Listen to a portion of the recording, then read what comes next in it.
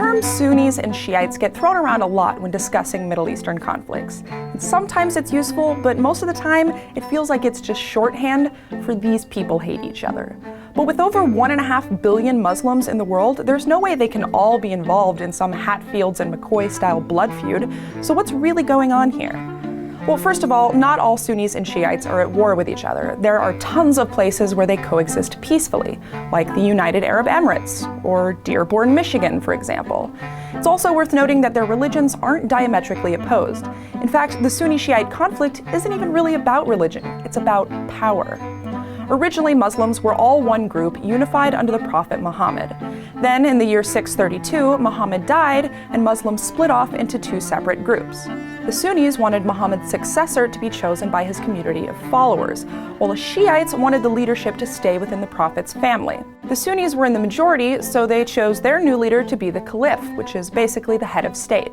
The Shiites did not recognize this new leader, and instead, they chose Muhammad's son-in-law, Ali, as their new imam, which also basically means head of state.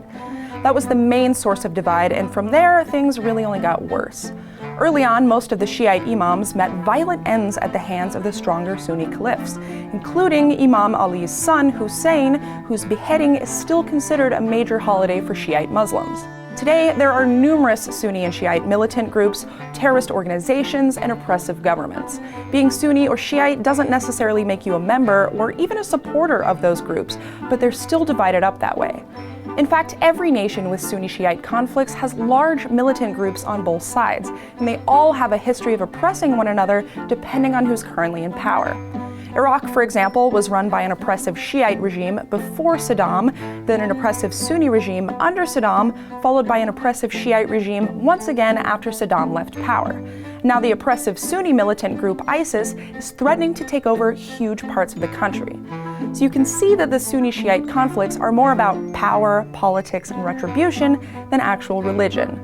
And truthfully, the words Sunni and Shiite aren't even the best words to use when discussing Sunni-Shiite conflicts. They are way too general.